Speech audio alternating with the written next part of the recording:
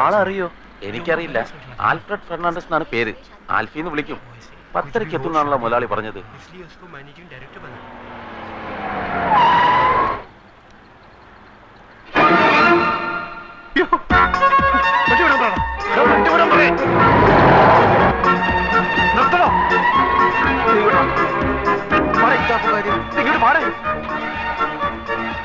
അവിടെ coat suit വിട്ട് ഒരുത്ത നിൽക്കുന്ന കണ്ടില്ലേ? അവനാ എന്റെ അളിയൻ, അവിടുത്തെ മാനേജർ. ഞാനീ മാങ്ങാത്തൊരു ഓർത്തുമില്ല. MD എന്നും പറഞ്ഞ് ഞാനിപ്പോ അവിടെ കയറി ചെന്നാൽ അതോടെ തീരും ഇവിടുത്തെ ചുറ്റിക്കളി. വൈകുന്നേരം വരെ വെള്ളം കോരിട്ട് വൈകിട്ട് കലവിട്ട് ഉടക്കണോടാ. അപ്പൊ പിന്നെ എന്ത് ചെയ്യും?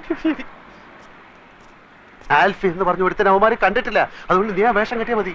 അയ്യോ, അവന്മാരെ കണ്ടുപിടിച്ചില്ല. വാ തുറന്ന് ഒരു അക്ഷരം മിണ്ടായിരുന്നാ മതി. എന്ത് ചോദിച്ചാലും ഗമേ തട്ടി മൂളിക്കണം. ഫയല് വല്ല ഒപ്പിട്ടാൻ കൊണ്ടുവന്ന് കഴിഞ്ഞാൽ വീട്ടിൽ കൊണ്ടുപോയി പഠിച്ചിട്ട് തരാമെന്ന് പറഞ്ഞ് എന്റെ കൊണ്ട് തന്നാ മതി. ബാക്കി ഞാൻ നോക്കിക്കോളാം. നമ്മളെ കണ്ടാൽ MD ആയിട്ട് തോന്നുന്നു. നിന്നെക്കാട്ടിലും വിവരം കേട്ടവന്മാർ MDകളായിട്ട് പല സ്ഥലത്തിരിപ്പുണ്ട്. അതുകൊണ്ട് നീ അതിനെപ്പറ്റി ഒന്നും ആലോചിക്കണ്ട. പക്ഷേ നീ ഇങ്ങനെ പോയാൽ ശരിയാവില്ല. നീ ഷർട്ട് അകത്തോട്ടെടുത്തു. എന്താന്നാണ് ഇത്? കൊല വഴിപ്പിക്കാൻ ചാക്കി കെട്ടി വെച്ചിരിക്കുന്ന.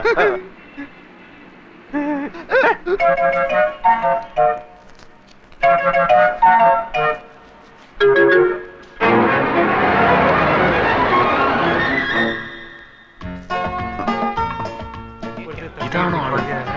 ചോദിച്ചു നോക്ക്. മിസ്റ്റർ ആൽഫ്രഡ് ഫെർണാണ്ടസ് ആണ്.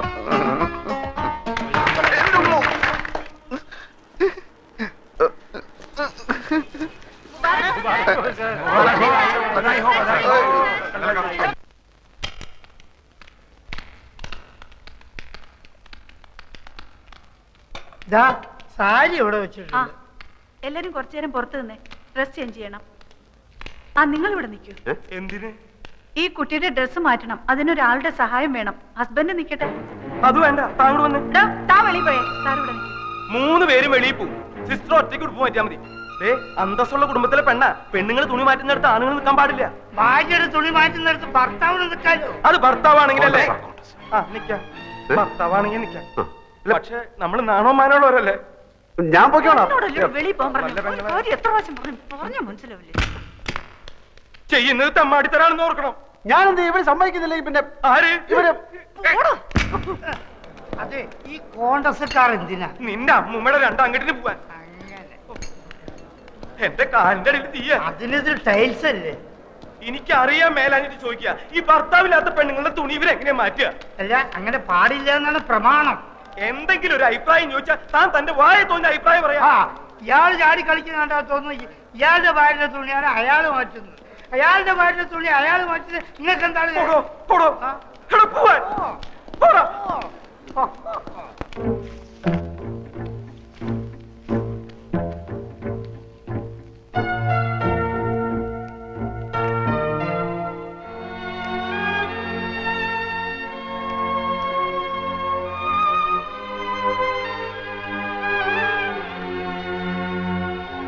ഉടുപ്പിന്റെ അറ്റത്ത് പിടിച്ച് താഴേക്ക് വലിച്ചാൽ മതി. ഊരി പോന്നോളും. ബോഡി ഞാൻ ഉയർത്തി തരാം.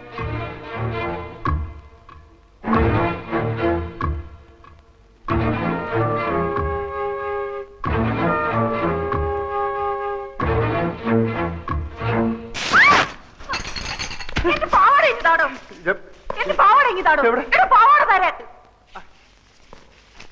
ഇറങ്ങി പോടോ വെളിയില്.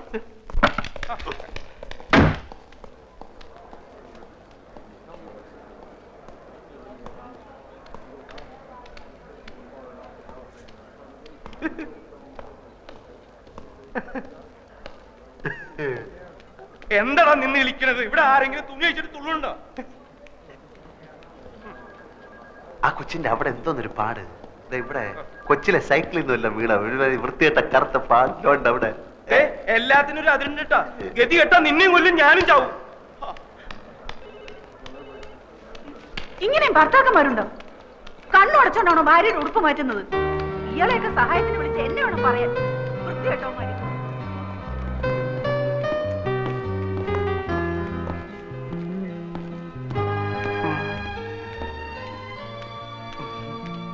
ഇപ്പൊ മനസ്സിലായോ പിള്ള മനസ്സിൽ കള്ളമില്ലെന്ന്? അതിന് നീ നായരല്ലേ? അതേടോ, നല്ല അന്തസ്സുള്ള ഇല്ലത്തെ നായരാ. അല്ലെങ്കിൽ കാണായിരുന്നു.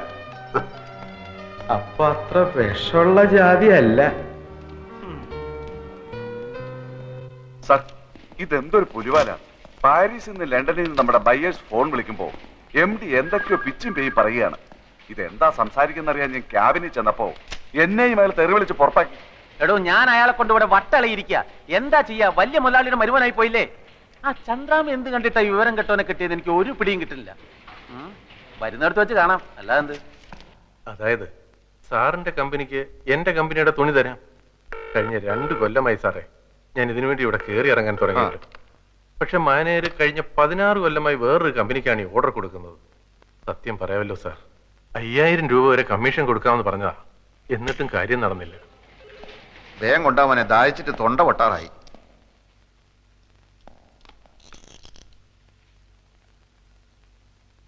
പഞ്ചാര കൂടുതലാണ്, നന്നാറി എസൻസ് ചേർത്തിട്ടില്ല. ഏത് കടയിൽ നിന്നാടോ ഇത്? പോസ്റ്റ് ഓഫീസിനടുത്തുള്ള ആ ഹമുക്കിനോട് ചെന്ന് പറ, ഇങ്ങനെയല്ല ഗ്രേപ്പ് ജ്യൂസ് ഉണ്ടാക്കാൻ. ഓൻ അറിഞ്ഞൂടെങ്കിൽ ഇങ്ങോട്ട് വരാൻ പറ, നമ്മൾ പറഞ്ഞു കൊടുക്കാം. നാരങ്ങ പിഴിഞ്ഞിട്ടില്ലെന്ന്. ഈടെ ജ്യൂസ് എന്താ വേണ്ടിയത്? Grape, pineapple, orange, mango, sathukudi? ഒന്നും വേണ്ട, താങ്ക്സ്. ഇനിയിപ്പോ നിങ്ങള് മാനേജർക്ക് കൊടുക്കാന്ന് പറഞ്ഞ 5000 റുപ്യന്റെ കമ്മീഷൻ ഞമ്മക്ക് തരുക.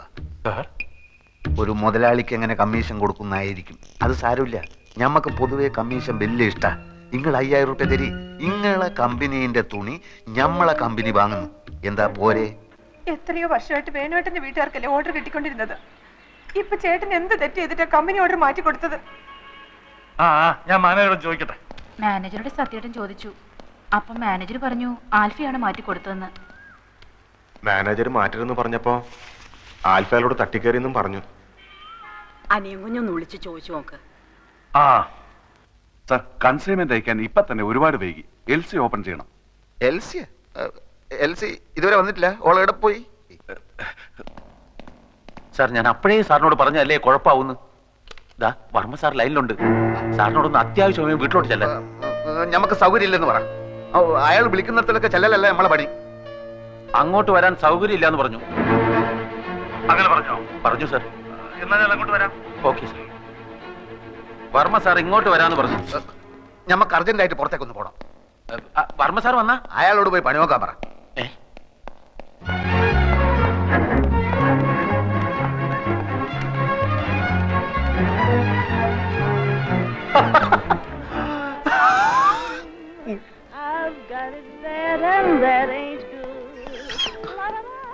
ഇനി ഇവിടെ ഇരുന്ന് സുഖിക്കാണല്ലേ?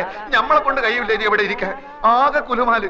മനുഷ്യന് മനസ്സിലാവാത്ത ഭാഷയിൽ എഴുത്തും കുത്തും വർത്താനവും. ഫോണെടുത്ത് പോയാൽ മുഴുവൻ മുടിഞ്ഞ ഇംഗ്ലീഷ്. കുറെ നായിന്റെ മക്കളെ നമ്മൾ കുളിച്ച് തെറി വിളിച്ച് എന്നിട്ട് രക്ഷയില്ല. നീ ഇപ്പൊ എന്തിനാ ഇങ്ങോട്ട് വന്ന്? താൻ എന്തെങ്കിലും അനാവശ്യം പറഞ്ഞിട്ടുണ്ടാവും, അല്ലാതെ വെറുതെ ചൂടാവുന്ന ആളല്ല ആൽഫി. ഞാൻ വേണമെങ്കിൽ മാപ്പ് ചോദിക്കാം സാർ. ആദ്യം എന്താ ഉണ്ടായെന്ന് അറിയട്ടെ. പഠിക്കും.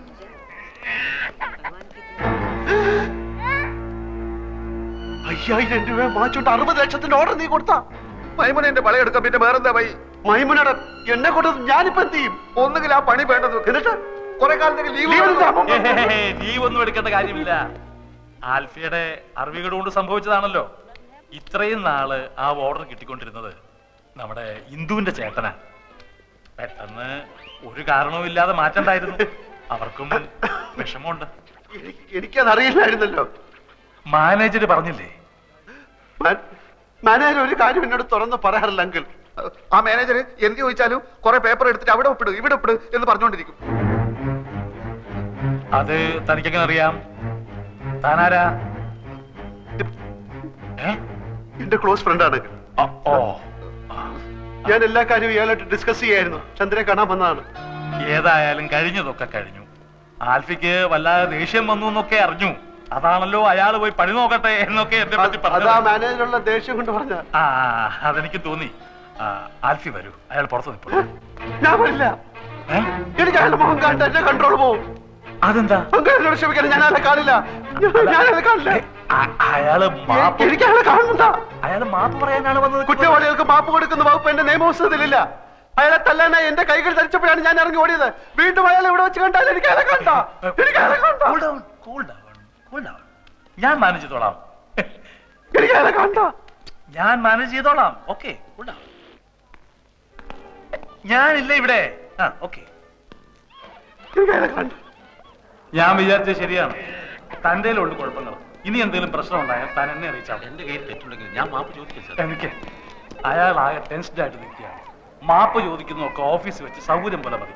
ഇല്ല സാർ, ഓഫീസിൽ മറ്റു സ്റ്റാഫുകളുടെ മുന്നിൽ വെച്ച് ഇൻസൾട്ട് ചെയ്താൽ എനിക്കത് മാനക്കേടാണ്. ഇവിടെ വെച്ചാവുമ്പോ എന്ത് വേണമെങ്കിലും പറഞ്ഞോട്ടെ, തല്ലുന്നെങ്കിൽ തല്ലി. മിസ്റ്റർ രവീന്ദ്രൻ, സാറ് സൈൻ ചെയ്താലേ അക്കൗണ്ടന്റ് പണം അടയ്ക്കൂന്ന്